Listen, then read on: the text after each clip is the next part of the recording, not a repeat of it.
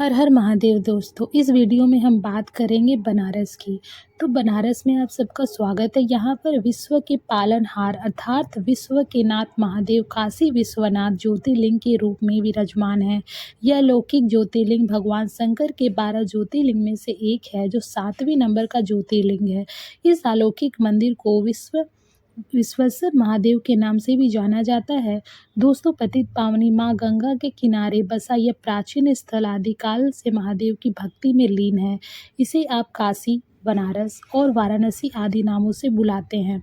तो दोस्तों, आज के इस खास और इन्फॉर्मेटिव वीडियो में आपको बनारस में दर्शन और यात्रा की संपूर्ण जानकारी देने वाली हूँ। इस वीडियो में हम बात करेंगे कि आप यहाँ तक कैसे पहुँचेंगे, रुकने के लिए होटल या धर्मशाला कहाँ पर लेना चाहिए, यात्रा और दर्शन का सही तरीका क्या है, यहाँ पर दर्शन और घूमने के प्रमुख स्थान कौन कौन से हैं, खाने पीने की कैसी व्यवस्था है, और वीडियो के लास्ट में बात करेंगे संपूर्ण बजट की। तो बनारस में दर्शन और यात्रा की A to Z complete information के लिए वीडियो को पूरा ज़रूर देखिएगा। बनारस अपनी प्राचीन सभ्यता, धार्मिक मान्यता और अनमोल विरासत के लिए विश्व भर में प्रसिद्ध है। ये स्थान भक्ति भाव के साथ साथ शिक्षा, खान पान और पहनावे के लिए भी बहुत फेमस है। तभी तो देश नहीं, विदेश से भी करोड़ भक्त यहाँ पर दर्शन करने आते हैं। और सावन में यहाँ पर जो है दोस्तों, रिकॉर्ड तोड़ भीड़ होती है। तो चलिए वीडियो में आगे बढ़ते हैं और जानते हैं एक एक करके सभी बातों को। सबसे पहले बात करते हैं कि आप यहाँ तक कैसे पहुँचेंगे। यहाँ तक आने का सबसे अच्छा माध्यम ट्रेन का है। यहाँ पर 2 प्रमुख स्टेशन है, बनारस और वाराणसी। दोस्तों, मैं आपको बता दूं, यहाँ डायरेक्ट ट्रेन किसी भी शहर से मिल जाती है। वही अगर आप बाई रोड आना चाहते हैं तो यहाँ पर बस वेल कनेक्टिविटी भी बहुत अच्छी है। आसपास के शहरों राज्यों से यहाँ पर जो है डायरेक्ट बस मिल जाती है। और अगर फ़्लाइट की बात करें तो यहाँ पर इंटरनेशनल एयरपोर्ट है। इसके अलावा यहाँ से स्थित लखनऊ एयरपोर्ट की कनेक्टिविटी बहुत अच्छी है। तो वहाँ तक आने के बाद में अब बस या ट्रेन के माध्यम से बनारस तक आ सकते हैं। वहीं बहुत से लोग अपनी खुद की कार से भी यहाँ तक आते हैं। मंदिर से 300 मीटर पहले ही जो है पेड पार्किंग जो फैसिलिटी है वो मिल जाती है। तो चलिए दोस्तों, अब हम लोग पहुँच चुके हैं महादेव की नगरी बनारस में।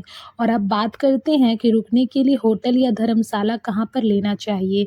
दोस्तों, ऐसे तो पूरे ही बनारस में आपको होटल मिल जाते हैं।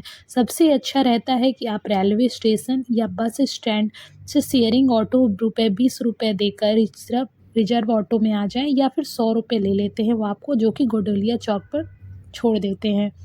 और यहाँ से मंदिर की दूरी कम से कम 200 से 100 मीटर रह जाती है। यहाँ पर होटल और बहुत सारे अच्छे धर्मशाला है जो कि आपको बजट में मिल जाएंगे। 800, 1000, 2000, 3000, 5000, 10,000 तक के बजट में जो है आपको VIP होटल मिल जाते हैं। तो चलिए, एक अच्छा सा रूम लेने के बाद अब हम लोग बात करते हैं कि यहाँ पर दर्शन करने का सही तरीका क्या है। दोस्तों, मंदिर में दर्शन करने से पहले अब हम लोग माँ गंगा के पावन जल में स्नान करेंगे। गदोलिया चौराहे के एकदम सीधा जो रास्ता है वो दशाश्वत घाट के लिए जाता है, जो लगभग 200 मीटर दूर है। आप यहाँ पर स्नान और दान आदि कर सकते हैं।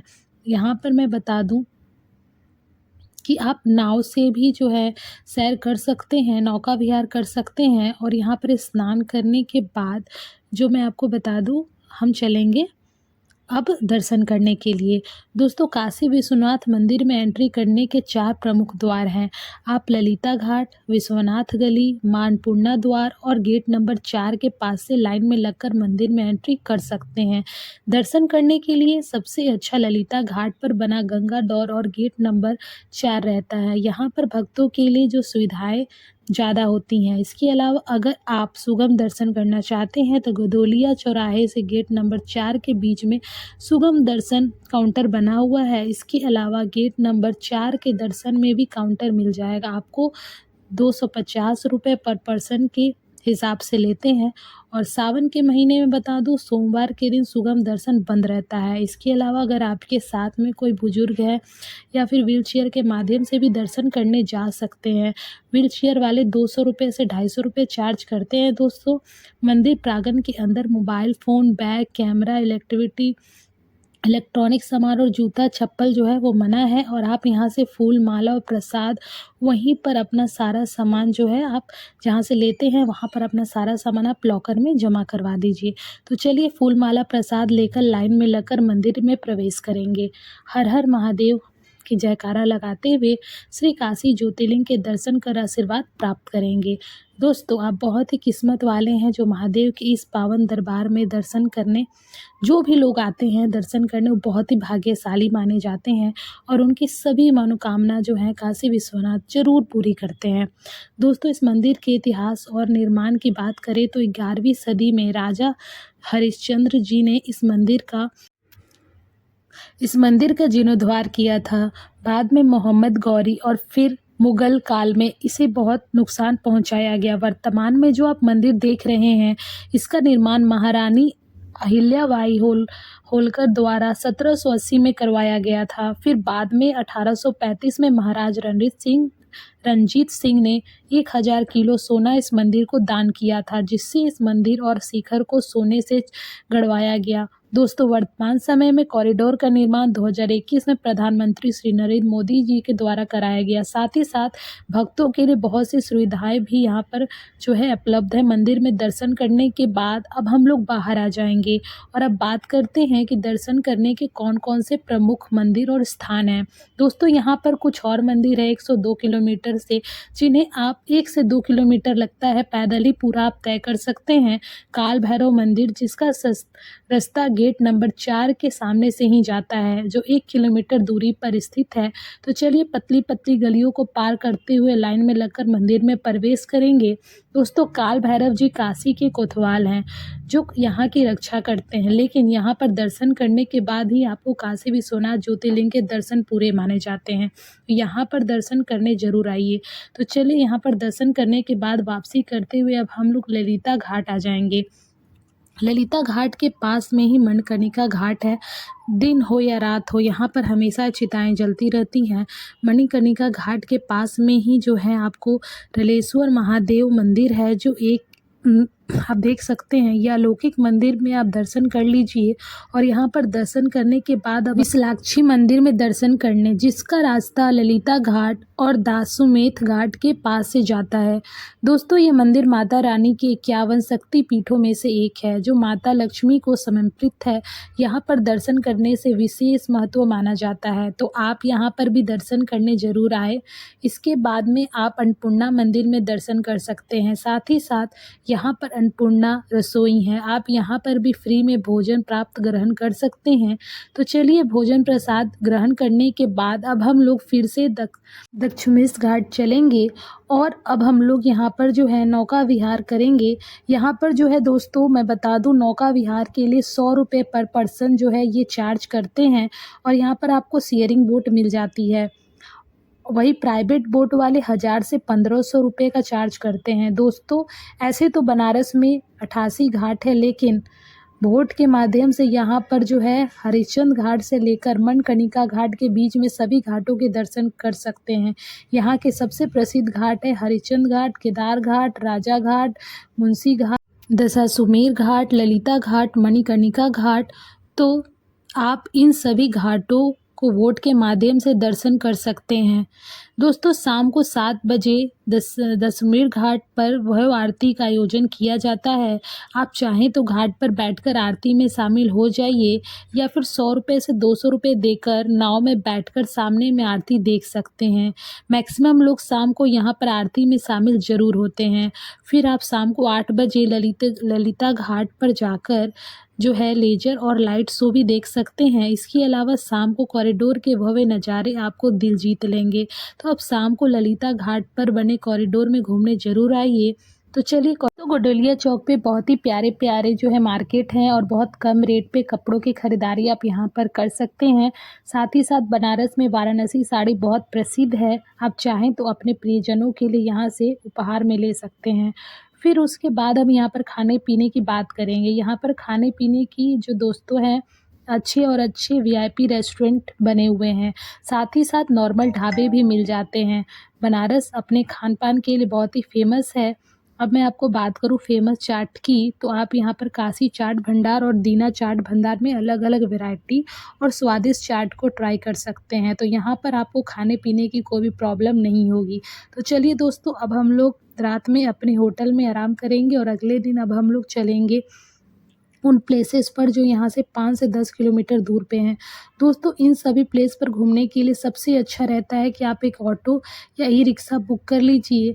यह लोग 600 से 800 रुपए चार्ज करते हैं और 7 से 8 प्रमुख मंदिरों के आपको दर्शन करवा देंगे। बनारस हिंदू विश्वविद्यालय के कैंपस में स्थापित श्री विश्वनाथ बिरला मंदिर में दर्शन करेंगे। दोस्तों, यह बहुत ही विशाल प्रांगण में है भव्य मंदिर बना हुआ है, जिसकी वास्तुकला देखने में ही बनती है। आप मंदिर में प्रवेश कर महादेव जी के दर्शन आदि कर सकते हैं। साथ ही साथ मंदिर प्रांगण में कुछ देर ज़रूर बैठें, आपको यहाँ पर बैठकर बहुत ही अच्छा लगेगा। तो चलिए, यहाँ पर दर्शन करने के बाद अब हम लोग चलेंगे श्री संकट मोचन हनुमान मंदिर, जो यहाँ से 2 किलोमीटर दूर स्थित है। दोस्तों, ये बनारस का बहुत ही प्रसिद्ध मंदिर है। यहाँ पर मैक्सिमम लोग दर्शन करने ज़रूर आते हैं। मंदिर के अंदर मोबाइल फ़ोन, कैमरा और इलेक्ट्रॉनिक सामान ले जाना मना है। आप यहाँ पर बने लॉकर्स में जो है सारा सामान रखने के बाद मंदिर में प्रवेश कर सकते हैं। हनुमान जी की दर्शन कर सकते हैं। साथ ही साथ मंदिर परिसर में श्री राम मंदिर भी है। आप माता सीता सहित श्री राम जी के दर्शन कर आशीर्वाद प्राप्त कर सकते हैं। तो चलिए, यहाँ पर दर्शन करने के बाद अब हम लोग चलेंगे श्री श्रीदेव मंदिर। दोस्तों, ये भी बहुत प्यारा मंदिर बना हुआ है और यहाँ पर माता रानी, खाटू श्याम और बालाजी के दर्शन आप यहाँ पर कर पाएंगे। रात में इस मंदिर के नज़ारे और श्री भाव देखने में बनते हैं। आप यहाँ पर भी बैठकर जो है आनंद ले सकते हैं और यहाँ पर दर्शन कर लीजिए। फिर हम लोग चलेंगे श्री तुलसी मानस मंदिर, जो यहाँ से कुछ ही दूरी पर स्थित है। दोस्तों, ये मंदिर प्रभु श्री राम जी को समर्पित है। यहाँ पर प्रभु श्री राम, माता सीता और भक्त हनुमान जी के साथ में विराजमान हैं। आप मंदिर के दूसरे मंजिले पर भी जाकर दर्शन कर सकते हैं, जहाँ दीवारों पर रामायण का बखूबी में चित्रण किया गया है और इस मंदिर को अपनी लिस्ट में आप ज़रूर शामिल करिएगा। आप यहाँ पर दर्शन करने ज़रूर आइए। तो चलिए, यहाँ पर दर्शन कर लिए, अब हम लोग चलेंगे दुर्गा माता मंदिर, जो यहाँ से कुछ ही दूरी पर स्थित है। दोस्तों, ये दिव्य दरबार बहुत ही प्राचीन है और बनारस में सबसे प्रसिद्ध मंदिरों में से एक है।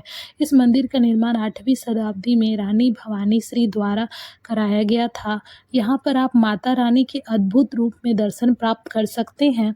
साथ ही साथ मंदिर परिवार में आप जो है महादेव जी, अन्य देवी देवताओं को भी देख सकते हैं। यहाँ पर दर्शन कर लीजिए और यहाँ पर दर्शन करके अब हम लोग चलेंगे श्री मणि मंदिर, जो यहीं से 1 किलोमीटर दूर पर स्थित है। यह भी अलौकिक मंदिर है, विशाल प्रांगण में बना हुआ है।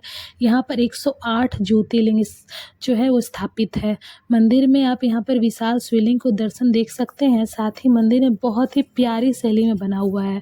यहाँ पर प्रभु श्री राम, माता सीता, भगवान भक्त श्री हनुमान जी विराजमान है। इसके अलावा माता रानी, राधा कृष्ण, गणेश जी और सभी देवी देवताओं भी मंदिर में स्थापित हैं, जिनकी दर्शन करने का सौभाग्य आपको मिल जाएगा। आप यहाँ पर दर्शन करने आप जरूर आइए। यहाँ पर दर्शन करके बहुत सुकून मिलता है। और ये दोस्तों, इन सभी मंदिरों में दर्शन करने के बाद आप चाहें तो शाम वाली ट्रेन से अपने घर की वापसी कर सकते हैं।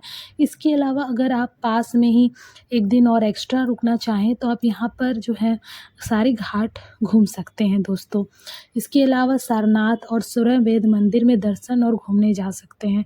तो चलिए, अब हम लोग बात करते हैं यहाँ पर आने का सबसे अच्छा समय कौन सा रहता है। दोस्तों, वैसे तो आप पूरे साल में कभी भी यहाँ पर घूमने आ सकते हैं। यहाँ पर हमेशा आपको भीड़ भाड़ मिलती है। स्पेशली सावन में तो यहाँ पर रिकॉर्ड तोड़ भीड़ होती है। इसके अलावा यहाँ पर घूमने के लिए अक्टूबर से अप्रैल तक का सबसे समय अच्छा रहता है। बात करें आपको कितने दिनों का प्लान बनाना चाहिए। दोस्तों, अगर आप सुबह आ जाते हैं तो कुछ प्रमुख मंदिरों में दर्शन करना चाहते हैं तो एक दिन में ही दर्शन करके आप घर के लिए वापसी कर सकते हैं। वहीं मैं आपको एडवाइस करूँगी कि अगर आप कम से कम 2 दिन का प्लान ज़रूर बनाइए। इसके अलावा जो है 3 डे का भी आप प्लान कर सकते हैं, 1 नाइट का, अगर आप अच्छी तरीके से बनारस को कवर करना चाहते हैं तो। सबसे ज़रूरी बात जो करते हैं बजट की दोस्तों, इस पावन यात्रा को पूरा आप कैसे कर लेंगे। दोस्तों, अगर आप 2 से 3 लोग हैं तो आप 2 डेज़ और 1 नाइट का प्लान बना रहे हैं तो 5,000 से 6,000 में आप जो है बस टिकट अलग से है, ट्रेन टिकट या फिर फ़्लाइट जो भी है वो अलग से आप इतना खर्च है जो जो है आपका लगेगा और आप आराम से यात्रा को कंप्लीट कर सकते हैं। उम्मीद करती हूँ दोस्तों कि मैंने आपको पूरी जानकारी दी होगी, और अगर आपको ये वीडियो इन्फॉर्मेटिव लगा होगा तो अपने दोस्तों, सगी-सखी संबंधियों में, अपने परिवार में, अपने प्रियजनों में ज़रूर शेयर करिएगा। और दोस्तों एक लाइक और ज़रूर करिएगा। आपके लाइक हमारे लिए बहुत महत्व रखेगा और हमें आगे बढ़ने की प्रेरणा देगा। चलिए दोस्तों, इसी उम्मीद से इस वीडियो को एंड करती हूँ और मिलती हूँ आपसे नई और इन्फॉर्मेटिव वीडियो में। तब तक के लिए हर हर महादेव दोस्तों। राधे राधे।